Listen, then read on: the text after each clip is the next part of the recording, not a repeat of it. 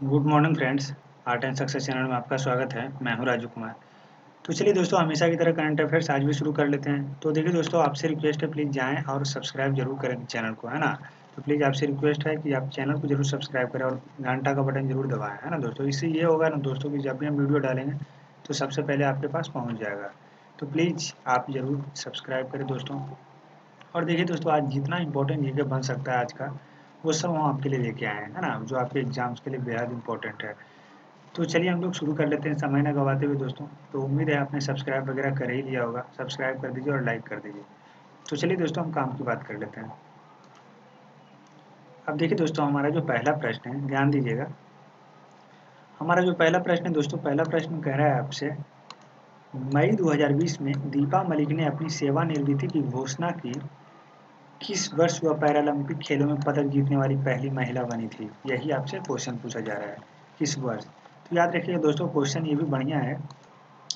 तो याद रखिएगा दोस्तों, क्वेश्चन इसका जो आंसर होगा वो 2016। हाँ दोस्तों, 2016 में इसने सबसे पहले, यानी कि जो कहते हैं पदक, महिला में सबसे पहले पदक जीतने वाली महिला बनी दीपा मलिक। याद रखिएगा, क्वेश्चन ये बढ़िया है, क्वेश्चन आ सकता है, तो इसको कवर कर लीजिएगा।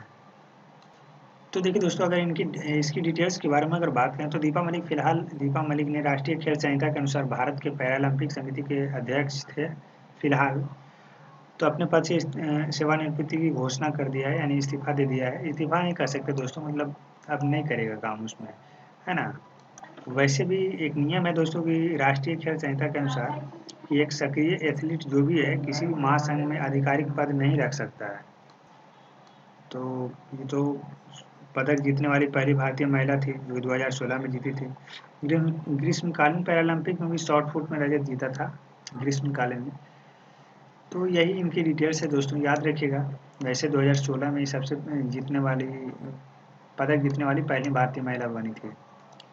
चलिए दोस्तों, उम्मीद है जरूर आपको कंप्लीट हो गया होगा पहला प्रश्न। हम लोग दूसरे प्रश्न की ओर बढ़ते हैं। अब देखिए दोस्तों, हमारा जो दूसरा प्रश्न आता है, दूसरा प्रश्न है कि किस मिशन के द्वारा हिंद महासागर में 5 द्वीप देशों के प्रति सरकार की पहुंच पहल के तहत चल रहे कोविड-19 के बीच लॉन्च कर दिया गया। यानी मतलब कह सकते हैं ना, हिंद महासागर में 5 द्वीप है, 5 द्वीपों तक मतलब अपना पहुंच बनाया गया है ना। तो वही आपसे क्वेश्चन पूछा जा रहा है कि किस मिशन के द्वारा ऐसा किया जा रहा है। तो याद रखिएगा, क्वेश्चन ये भी बढ़िया है। तो देखिए दोस्तों, इसका ये जो आंसर होगा दोस्तों, याद रखिएगा, मिशन सागर, है ना। मिशन सागर। वैसे भी देखिए दोस्तों, हम जो भी क्वेश्चन आपके लिए उठाएंगे ना, वो हमको मतलब कि आपके एग्जाम के लिए बेहद इंपॉर्टेंट हो वही क्वेश्चन लाते हैं। ऐसे वगैरह वगैरह क्वेश्चन नहीं ले आते हैं।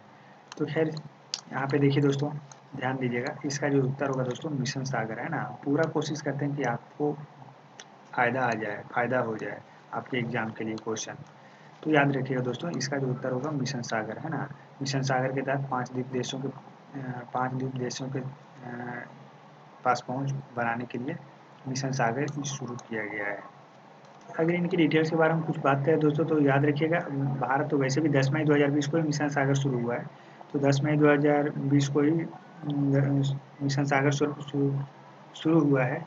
ये चल रही कोविड-19 महामारी के बीच हिंद महासागर में जो 5 द्वीप देश है दोस्तों, वहाँ तक पहुँच बनाने के लिए ऐसा किया जा रहा है। और इसके अलावा कह सकते हैं मिशन सागर जो है, इसके तहत आपको भारतीय नौसेना जो अपना है, भारतीय नौसेना मालदीव गणराज्य में पोर्ट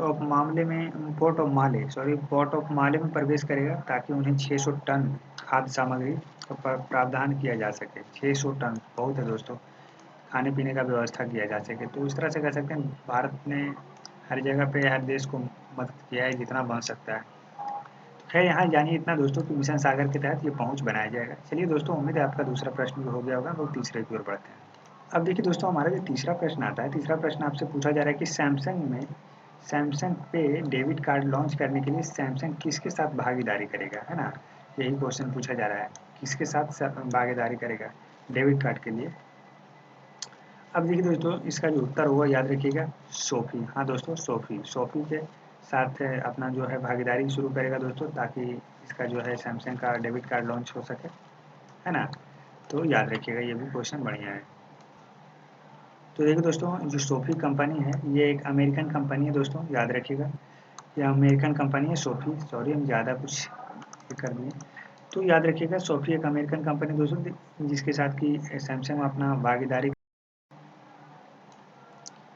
ताकि इसका जो डेबिट कार्ड वगैरह है सब लॉन्च हो सके। वैसे एक बात बताएं दोस्तों, तो सैमसंग एक सैमसंग एक कह सकते हैं मनी मैनेजमेंट प्लेटफॉर्म भी विकसित कर रहा है दोस्तों, फर्स्ट मनी मैनेजमेंट प्लेटफॉर्म भी विकसित कर रहा है। तो उम्मीद है दोस्तों आपको तीसरा प्रश्न भी कंप्लीट हो गया होगा। तो चलिए दोस्तों हम लोग चौथे की ओर बढ़ लेते हैं। अब ध्यान दीजिएगा दोस्तों, चौथा जो प्रश्न हमारा चौथा प्रश्न आपसे पूछा जा रहा है कि रविंद्रनाथ टैगोर को उनके 159वें जन्मदिन पर श्रद्धांजलि देने के लिए कौन सा देश है जो एक सड़क का नाम उनके नाम पर रख दिया है ना। यही आपसे क्वेश्चन पूछा जा रहा है। तो देखिए दोस्तों, इसका जो उत्तर होगा वो होगा इजराइल। हाँ दोस्तों, याद रखिएगा, भारत का कह सकते हैं कि एकदम गहरा में, तो माफ कीजिएगा। हाँ दोस्तों, तो याद रखिएगा इसका जो उत्तर होगा वो इजराइल होगा, है ना दोस्तों। इजराइल ही एक ऐसा देश, इजराइल ही देश है जो भारत का एकदम एकदम गहरा दोस्त है दोस्तों, कह सकते हैं। तो इजराइल ही है जो मतलब कि रविन्द्रनाथ टैगोर जो हैं, इनकी श्रद्धांजलि के लिए अपना एक सड़क का नाम रख दिया उनके ऊपर। तो याद रखिएगा, ये भी क्वेश्चन बढ़िया है। अगर और डिटेल्स के बारे में बात करें दोस्तों, तो तेल अवीव में कह सकते हैं इजराइल का एक तेल अवीव जगह है, वहाँ पे एक सड़क है, तो उसी सड़क का नाम रखा गया है रविन्द्रनाथ टैगोर के ऊपर में। टैगोर ने 1917 में वैसे साहित्य में नोबेल पुरस्कार भी जीता है। अब तक वो ऐसा करने वाले भारत के एकमात्र कवि हैं दोस्तों, है ना। तो उन्होंने एक गान भी लिखा था जो कि अब भारत का राष्ट्रीय गान है। हालांकि वो बांग्लादेश का भी राष्ट्रीय गान लिखे हैं, है ना। तो इस तरह से कह सकते हैं इनका योगदान है। तो नोबेल पुरस्कार जीतने वाले पहले भारतीय भी रहे हैं। तो मेरे दोस्तों आपको चौथा प्रश्न हो गया होगा। हम लोग पांचवें प्रश्न की ओर बढ़ते हैं समय ना गवाते हुए, है ना। अब देखिए दोस्तों, हमारा जो पांचवा प्रश्न है दोस्तों, पूछा जा रहा है आपसे कि बताइए किस निगम ने मई 2020 में ही प्राणवायु कार्यक्रम शुरू किया है। किस निगम ने मई 2020 में प्राणवायु कार्यक्रम शुरू किया है। ये भी क्वेश्चन आ सकता है, इसलिए आप इसको भी कवर कर लें, है ना। तो चलिए दोस्तों हम लोग जान लेते हैं इसके बारे में। तो याद रखिएगा इसका जो उत्तर होगा दोस्तों, याद रखिएगा बेंगलुरु, है ना। तो बेंगलुरु ने एक प्राणवायु कार्यक्रम शुरू किया है दोस्तों, है ना। तो याद रखिएगा पहले, इसका जो उत्तर होगा बेंगलुरु। तो इसके तहत आप कह सकते हैं दोस्तों कि बेंगलुरु निगम ने प्राणवायु कार्यक्रम शुरू किया है। यह लोगों के लिए श्वसन स्वास्थ्य की जांच के लिए आवश्यकता पर जागरूकता पैदा करेगा। प्राणवायु जागरूकता कार्यक्रम अपने रक्त में निम्न ऑक्सीजन यानी कम ऑक्सीजन जो कह सकते हैं, कम ऑक्सीजन स्तर वाले लोगों की मदद करने का प्रयास है, ताकि उनकी बीमारियों के घातक होने से पहले ही वह खुद को जान सके, है ना। तो यही है, इसके तहत किया जाएगा प्राणवायु कार्यक्रम के तहत। इसका मुख्य उद्देश्य यही सब है। तो चलिए दोस्तों, उम्मीद है पांचवा प्रश्न भी आपका कंप्लीट हो गया होगा। हम लोग छठे की ओर बढ़ लेते हैं। चलिए, अब ध्यान दीजिएगा दोस्तों, हमारा जो छठा प्रश्न आता है, छठा प्रश्न आपसे क्वेश्चन पूछा जा रहा है छठा का कि कौन उन 14 देशों के 17 पत्रकारों में शामिल है जिसे कि ड्यूस वेले का फ्रीडम ऑफ स्पीच अवार्ड 2020 प्रदान किया जा रहा है ना। यही है आपका, आपसे भी यही क्वेश्चन पूछा जा रहा है। तो याद रखिएगा दोस्तों, इसका जो उत्तर होगा याद रखिएगा सिद्धार्थ वरदराजन, है ना। आप सिद्धार्थ वरदराजन याद रखिएगा। ऐसा नहीं कि आप रवीश कुमार मार दे, रवीश कुमार को दूसरा अवार्ड मिला है। खैर याद रखिएगा सिद्धार्थ वरदराजन याद रखिएगा, इसका जो उत्तर होगा, है ना। 14 देशों के 17 पत्रकारों में शामिल हैं। तो याद रखिएगा दोस्तों, 17 पत्रकार को ड्यूस वेले के लिए मतलब कि ड्यूस वेले का फ्रीडम ऑफ स्पीच अवार्ड 2020 प्रदान किया जा रहा है ना।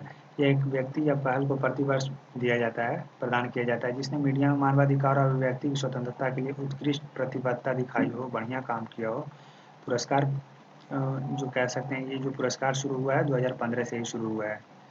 तो इस तरह से आप कह सकते हैं दोस्तों कि सिद्धार्थ वरदराजन भी हैं, तो इनको मिलेगा।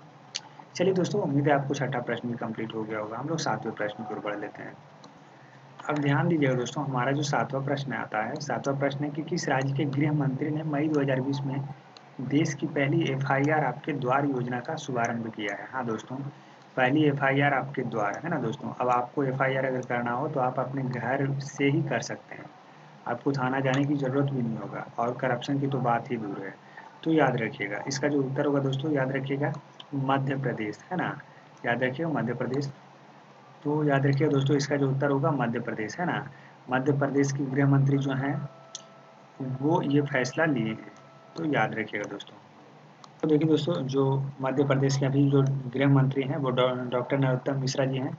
तो 11 अप्रैल 2020 को ये फैसला ले लिए हैं। तो वहाँ के जो राजधानी कह सकते हैं, मध्य प्रदेश की राजधानी जो है भोपाल में ये शुरू किया गया है ना। तो भोपाल में ही शुरू किया गया है। तो इस तरह से कह सकते हैं दोस्तों कि ऐसा करने वाला ये पहला तो इस तरह कह सकते हैं दोस्तों कि ऐसा करने वाला ये भारत का पहला राज्य है ना। तो खैर अभी फ़िलहाल जो है शुरू किया गया है दोस्तों, 23 पुलिस स्टेशनों में शुरू किया गया है, जिसमें एक शहरी और एक ग्रामीण पुलिस स्टेशन 11 मंडल मुख्यालयों में है। तो इस तरह से कह सकते हैं ये फैसला बहुत अच्छा है दोस्तों, है ना। मध्य प्रदेश इसका जो उत्तर होगा, याद रखिएगा मध्य प्रदेश। अब चलिए दोस्तों हम लोग 8वें प्रश्न की ओर बढ़ते हैं समय न गवाते हुए। दोस्तों हमारा जो 8वां प्रश्न आता है, 8वां प्रश्न आपसे पूछा जा रहा है कि 15 मई 2020 से किस शहर में होम डिलीवरी अनिवार्य रूप से कैशलेस किया गया है ना। कैशलेस यानी कह सकते हैं कि आप पैसा नहीं दे सकते, मतलब पैसा नहीं देने का मतलब है ना कि सिक्का और नोट ऐसे जो देते हैं उस तरह से आप नहीं दे सकते, मतलब आप ऑनलाइन करें, जो भी करना है आपको ऑनलाइन करना है, कैशलेस हो जाएगा। तो समझ गए होंगे खैर इसके बारे में, तो आप इतना समझाने की आपको ज़रूरत नहीं है। तो खैर इसका जो उत्तर होगा याद रखिएगा दोस्तों, इसका जो उत्तर होगा अहमदाबाद। हाँ दोस्तों, अहमदाबाद में होम डिलीवरी जो है अब अनिवार्य रूप से कैशलेस कर दिया गया है। तो इसका जो उत्तर होगा याद रखिएगा अहमदाबाद। चलिए दोस्तों, उम्मीद है आपको ये भी कंप्लीट हो गया होगा। थोड़ा डिटेल्स की भी बात कर लेते हैं। तो अहमदाबाद में जो है दोस्तों होम डिलीवरी 15 मई से ही अनिवार्य रूप से कैशलेस बना दिया गया है। दवा और दूध बेचने वालों को छोड़कर जितना भी दुकान है, बाकी जितना भी दुकान है 14 मई 2020 तक बंद कर दिया गया है ना। सभी जितना भी वितरण एजेंसी है सबको ये बता दिया गया है कि वे नियंत्रण क्षेत्र से किसी भी डिलीवरी बॉय को नियुक्त ना करें। जितना भी डिलीवरी बॉयज है वो सब सोशल डिस्टेंसिंग का पालन करें और अनिवार्य रूप से दस्ताने पहनने ज़रूरी है। तो इन सब चीज़ों को वहाँ अनिवार्य कर दिया गया है। कैशलेस तो कर ही दिया है, ऑनलाइन जो आप अगर डिलीवरी करवाएंगे तो सब कैशलेस हो जाएगा, तो याद रखिएगा। चलिए दोस्तों हम लोग 9वें प्रश्न की ओर बढ़ते हैं। अब देखिए दोस्तों हमारा जो 9वां प्रश्न है, 9वां प्रश्न बेहद इंपॉर्टेंट क्वेश्चन है आपके लिए। तो याद रखिएगा, अंतर्राष्ट्रीय नर्स दिवस कब मनाया जाता है। हाँ दोस्तों, अंतर्राष्ट्रीय नर्स दिवस के रूप में कब मनाया जाता है। तो याद रखिएगा इसका जो उत्तर होगा, दोस्तों इंपॉर्टेंट क्वेश्चन है, 12 मई के दिन। हाँ दोस्तों, ये बेहद इंपॉर्टेंट क्वेश्चन है, इसको आप कवर कर ही लें, है ना। 12 मई के दिन अंतर्राष्ट्रीय नर्स दिवस के रूप में मनाया जाता है। तो याद रखिए क्वेश्चन अच्छा है। तो देखिए दोस्तों, आधुनिक नर्सिंग के संस्थापक फ्लोरेंस नाइटिंगेल की जयंती मनाने के लिए हर साल अंतर्राष्ट्रीय नर्स दिवस का आयोजन किया जाता है। अंतर्राष्ट्रीय नर्स दिवस 2020 का विषय जो है, फिलहाल जो विषय की बात कर रहे हैं, अंतर्राष्ट्रीय नर्स दिवस 2020 का जो विषय है वो nursing the world to health है ना दोस्तों। WHO 2020 को the year of the nurse in midwife के रूप में भी नामित किया है इसे। तो याद रखिएगा 12 मई के दिन अंतर्राष्ट्रीय नर्स दिवस के रूप में मनाया जाता है।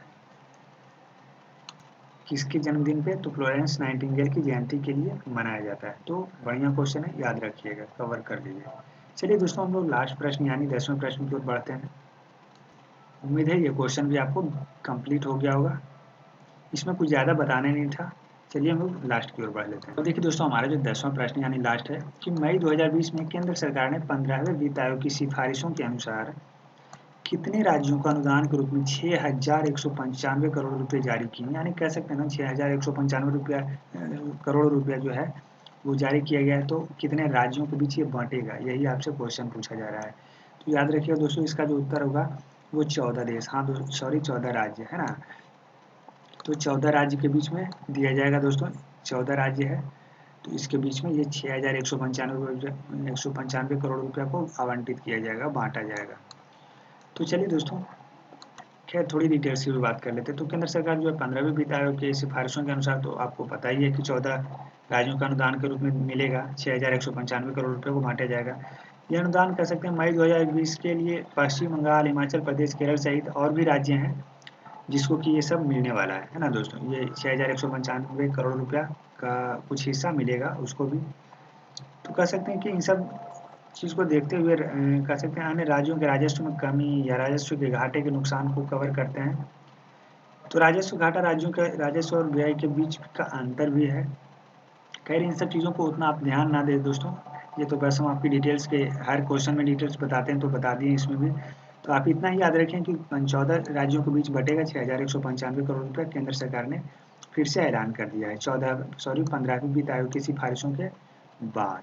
तो हम उम्मीद करते हैं दोस्तों ज़रूर आपका 10वां प्रश्न भी कंप्लीट हो गया होगा। आपका जो भी है 15 मिनट का क्लास आपका खत्म हो रहा है दोस्तों, तो अब उम्मीद है आपको 10 का 10 क्वेश्चन हो गया होगा। अब देखिए दोस्तों, आपसे रिक्वेस्ट है कि बहुत मेहनत से वीडियो बनाते हैं, तो प्लीज़ आप ज़रूर सब्सक्राइब करें, ज़रूर सब्सक्राइब करें। तो चलिए दोस्तों, अब हम लोग अगले वीडियो में मिलते हैं। तब तक के लिए जय हिंद, जय भारत।